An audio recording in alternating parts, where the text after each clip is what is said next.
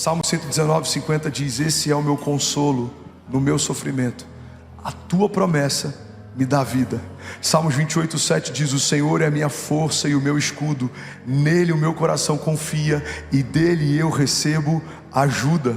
1 João 2,17 diz: o mundo e a sua cobiça passam, mas aquele que faz a vontade de Deus permanece para sempre. Você pode celebrar Jesus no seu lugar?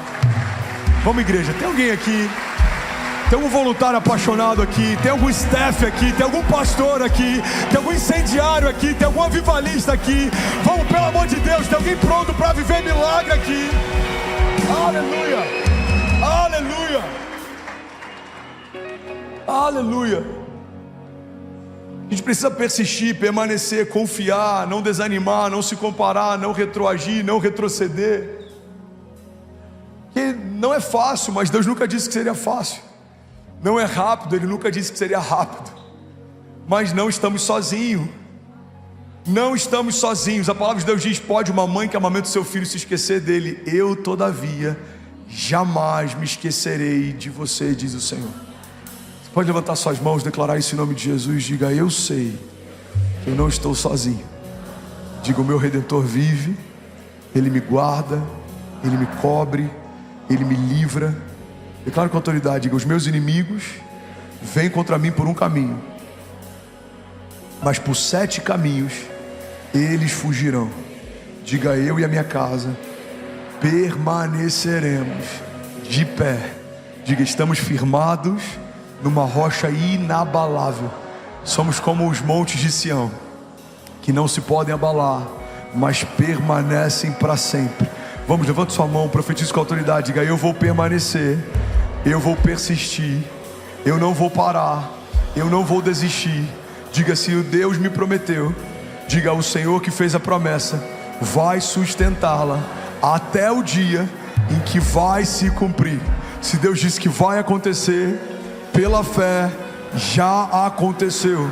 Diga: a minha mente é redimida, lavada pelo sangue de Jesus. Eu tenho pensamentos de paz e não de mal. Diga: eu fui revestido de coragem e não de covardia.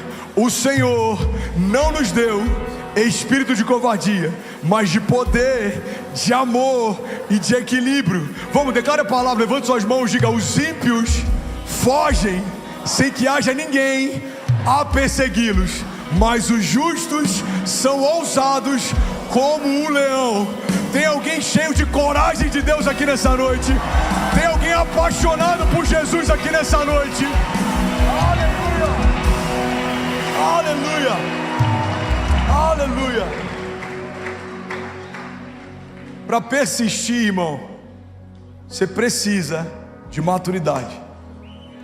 Para persistir, a gente precisa de uma nova mentalidade.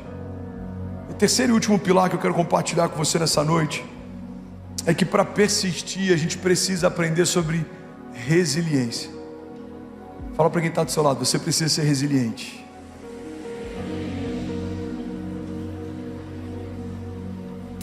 A resiliência é a arte de suportar pressão. A resiliência é a capacidade que a gente tem de suportar enquanto estamos sendo esticados sem romper. A resiliência é a arte de recomeçar. Em alguns momentos você vai tropeçar, você vai desanimar, mas você vai permanecer onde Deus chamou para estar. Você vai persistir naquilo que Deus chamou para construir. A resiliência fala a respeito de alguém que está mais preocupado com uma promessa que recebeu do que com as opiniões que os cercam. Um homem resiliente é um homem imparável. Tudo se levanta, pessoas tentam desdenhar de você, pessoas podem não acreditar no sonho que você carrega, eles podem não honrar a unção que você recebeu de Deus, mas a tua história agora está em Deus. Não tem mais a ver com quem te cerca, tem a ver com quem te chama. Se Deus te chamou para viver algo, não depende mais de quem está ao teu redor, do que pensam sobre você, irmão. Depende do que Deus diz a seu respeito. O Senhor liberou palavras sobre você antes de você existir. O teu chamado antecede a tua existência. O teu propósito é o que te traz vida. Está no lugar que Deus chamou para estar, o que faz você florescer. É o que eu preguei semana passada. passada, plantados na casa do Senhor, florescerão nos seus átrios. Você está plantado em Deus, você como é uma árvore frondosa que foi plantada junto ao ribeiro das águas, as suas raízes se estendem, mesmo no tempo da seca, suas folhas permanecem verdes, e você dará o fruto certo no tempo certo. Alguém recebe isso aqui? Diga amém. Resiliência está ligado à arte de recomeçar. Precisamos dominar essa arte.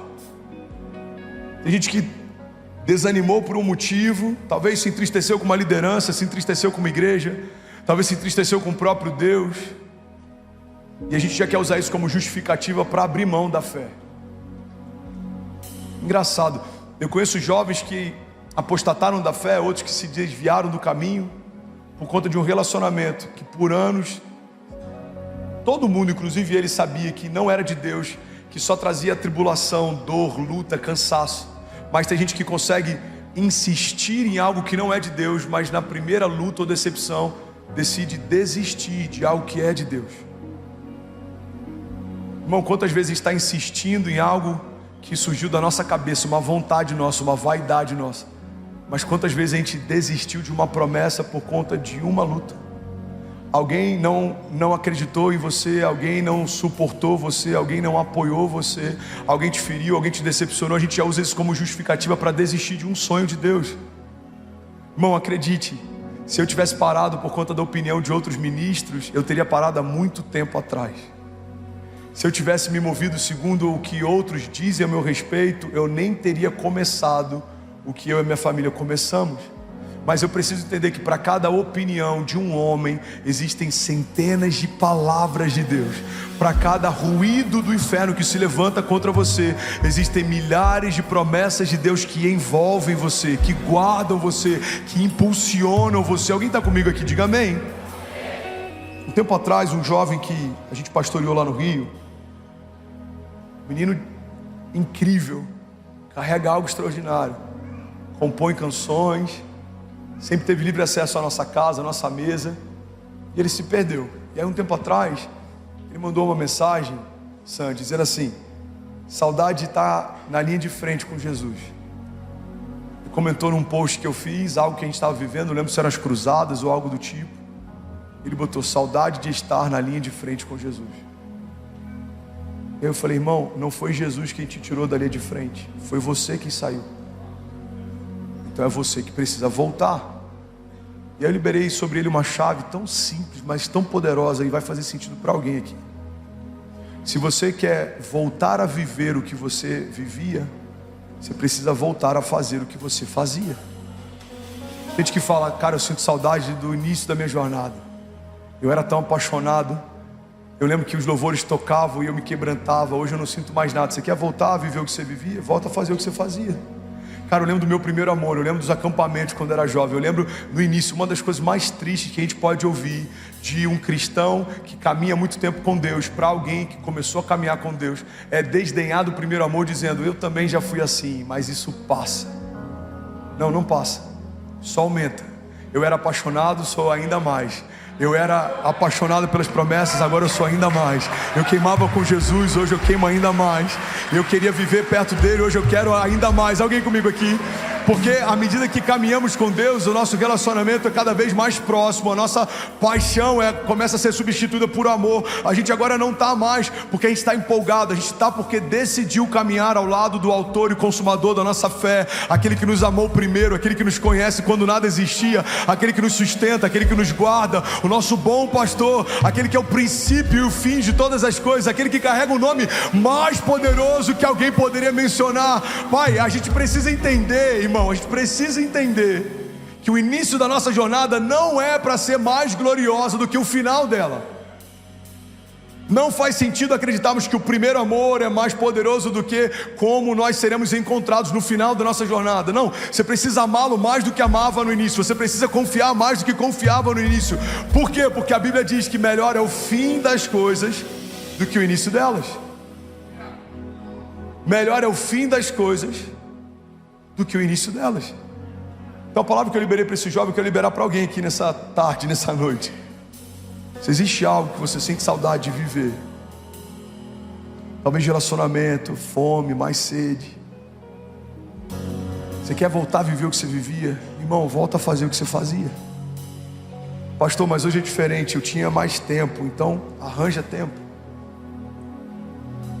Eu tinha menos compromissos. Abre mão de alguns compromissos, mas não abra mão de um relacionamento com Deus.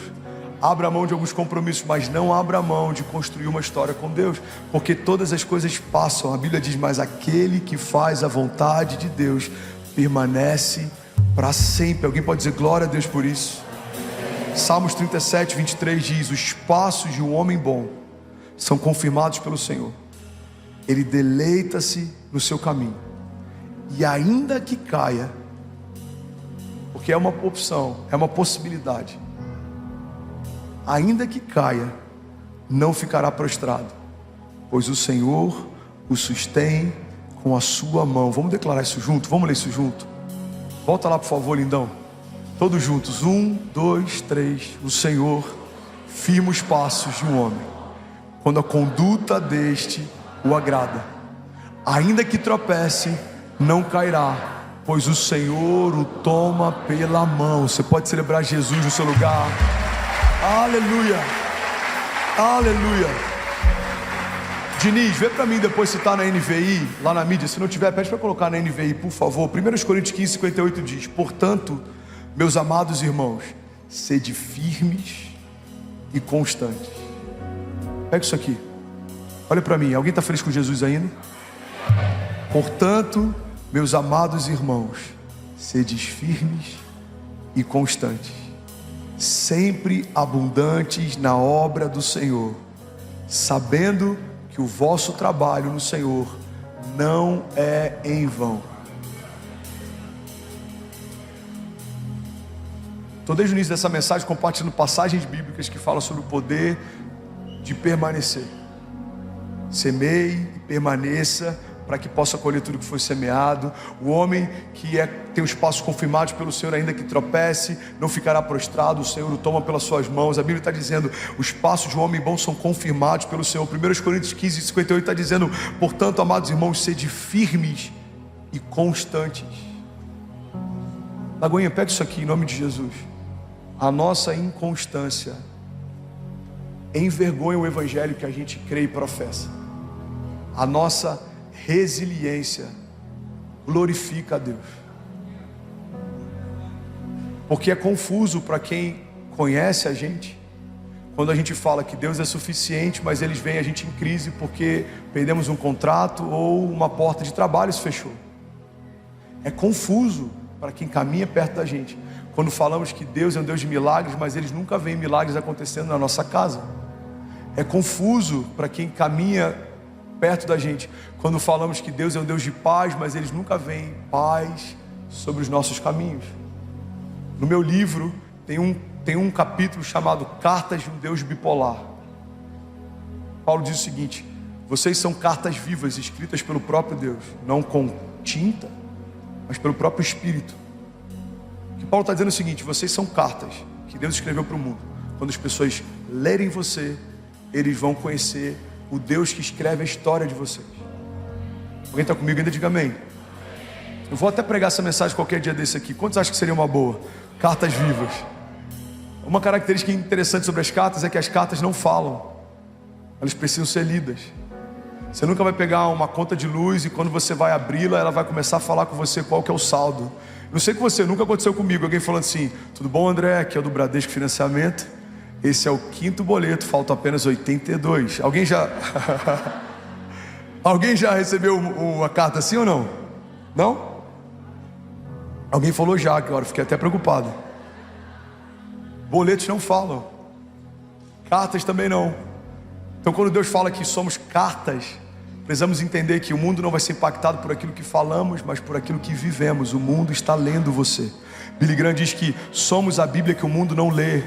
O mundo não vai ser impactado pelo que postamos na legenda do nosso Instagram a respeito de milagres, mas o mundo é impactado quando vê no evento de business alguém abrindo mão da muleta e os tendões sendo restaurados por conta da oração de um justo. O mundo não vai ser impactado por aquilo que pregamos no púlpito, mas por aquilo que vivemos quando saímos dele. O mundo não vai ser impactado pelo que cantamos no domingo, mas pelo que vivemos na segunda.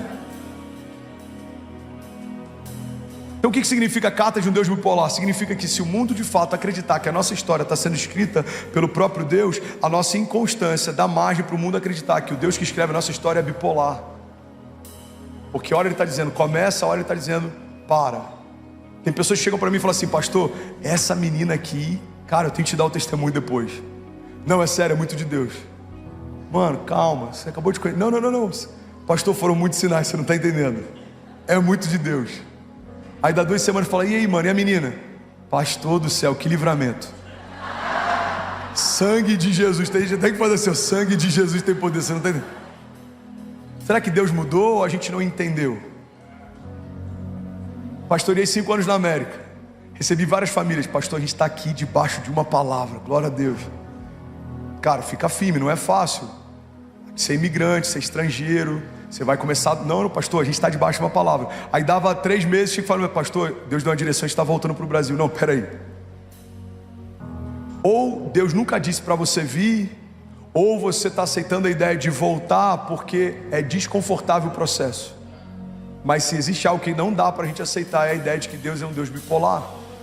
Guarda isso aqui em nome de Jesus. A nossa inconstância envergonha o evangelho que professamos, mas a nossa persistência expressa a glória de Deus. Pessoas vão olhar você, talvez o seu casamento está em crise, você continua glorificando a Deus, celebrando a Ele, adorando. As pessoas vão falar: cara, eu vejo Deus em você. Por quê? Porque as lutas não roubaram a tua alegria, porque os desafios não pararam você, porque os desafios ao teu redor não roubaram a tua fé. É como Paulo e Silas na prisão, eles estavam adorando mesmo no lugar sujo, havia fezes naquele lugar, eles estavam fisicamente presos, mas o seu espírito permanecia livre. E a Bíblia diz que eles adoravam ao Senhor e eles cantavam em alta voz, e todos os presos ouviram a adoração, e os presos que ouviram a adoração deles também ouviram o som de algo acontecendo naquele dia. Então as cadeias se quebraram, as celas se partiram. Por quê? Porque não dá para prender um homem que é livre no seu espírito, não dá para parar alguém que é persistente em Deus, constante em Deus. Sejam firmes e constantes, não desanimem, não parem, não retrocedam, não se comparem, não andem em ciclo, porque há sobre você uma palavra de Deus. Se você crer e não duvidar, se você permanecer e não desistir, se você mantiver os seus pés firmados numa rocha inabalável, seremos como os montes de Sião, que não se podem abalar, mas permanecem para sempre. Alguém comigo aqui, pelo amor de Deus. Aleluia, aleluia. Bom, você acabou de assistir uma mensagem aqui do nosso canal. Eu tenho certeza que ela te edificou e que ela vai gerar algo novo em você. E a gente separou mais 2 vídeos. Eu quero deixar essas indicações aqui para você continuar queimando com Jesus. E eu quero muito te fazer um pedido também. Se essa mensagem te edificou, comenta aqui embaixo, segue o canal, me ajuda a compartilhar para que mais pessoas sejam tocadas também. Deus te abençoe.